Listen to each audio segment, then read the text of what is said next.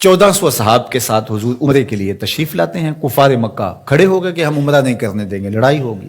حضرت عثمان غنی رضی اللہ تعالیٰ عنہ کو بھیجا کہ ہم عمرہ کر کے واپس چلے جائیں گے، کوئی لڑائی کا ارادہ نہیں ہے. انہوں نے کہا یہ نہیں ہوگا.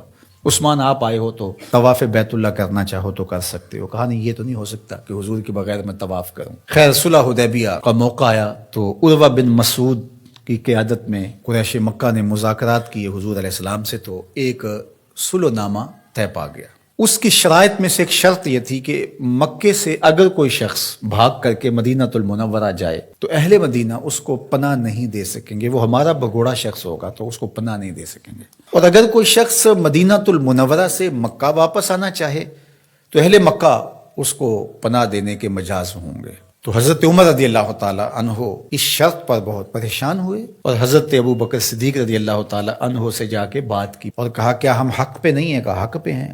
حضور اللہ کے سچے رسول نہیں ہیں؟ کہا حضور اللہ کے سچے رسول ہیں. تو کہا 1400 کی تعداد معقول ہے، پھر ہم دب کے صلح کیوں کریں؟ صلح کی شرائط برابر کی ہونی چاہیے.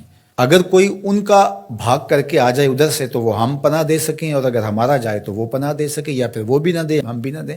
تو حضرت ابو بکر رضی اللہ تعالیٰ عنہ نے بغیر کسی تعامل کے ایک بات کہی کہ عمر کیا اس شرط کو حضور قبول کر رہے ہیں؟ تو کہا وہ قبول کر رہے ہیں. تو برجستہ دوسرا جملہ آیا، کہا عمر ہوا رسول اللہ صلی اللہ علیہ وسلم. عمر وہ اللہ کے رسول ہیں. جب وہ قبول کر رہے ہیں تو بات ختم. یہ تھا وہ تیقن. اس کو اس مفہوم میں بھی لے سکتے ہیں، عقل قربان کم بپیش مصطفیٰ. یہاں پہ سارے راستے بند ہو جاتے ہیں. یہ ہے وہ یقین. تو کہا ہوا رسول اللہ. یہ برجستہ جملہ ہے جو یقین کی بجلیاں بھر دیتا ہے روحوں کے اندر. یہ کوئی حرج نہیں ہے کہ کسی بھی مسئلہ شرعی اور کسی بھی دینی امر میں آپ لاجک تلاش کر لیں، مل جائے تو اچھی بات ہے. لیکن یہ مزاج بنانا کہ اس کا لاجک کیا ہے، اس کا لاجک کیا ہے. تو اب ذرا دیکھیے کہ جو ظاہری اس پہ بات اٹھتی تھی کہ 1400 کی ہماری تعداد ہے اور وہ اتنے ہیں، تو برجستہ جو جواب دیا وہ یہ تھا ہوا رسول اللہ صلی اللہ علیہ وسلم، کہ وہ اللہ کے رسول ہیں. تو حضرت عمر وہیں خاموش ہو گئے. آگے چلیے. حضور علیہ السلام کا وصال ہوتا ہے. اس سے قبل لشکر اسامہ حضور روانہ کر چکے ہیں.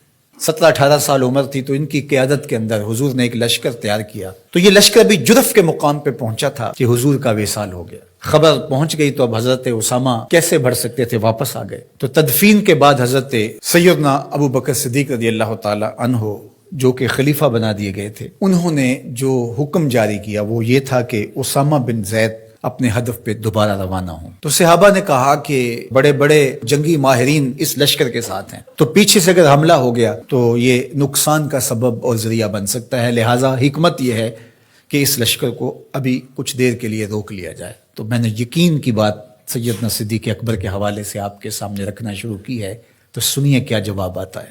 انہوں نے جواب میں کہا واللہ اگر مجھے یقین ہو کہ جانور درندے جنگلوں سے آ کے میرے بدن کی بوٹیاں بھی نوچ لیں تب بھی لشکر اسامہ کو بھیجوں گا، اس لیے کہ اس کو روانہ اللہ کے رسول فرما چکے ہیں. پھر اس کا نتیجہ کیا ہوا؟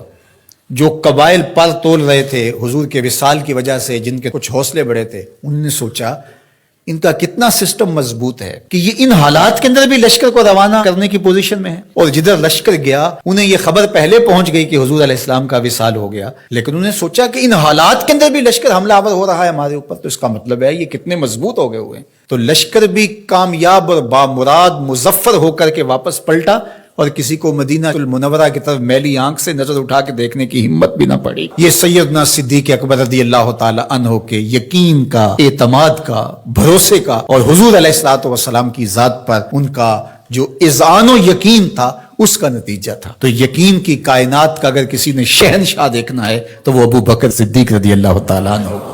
ان کی پوری زندگی یقین کی دولتوں سے بھری پڑی ہے.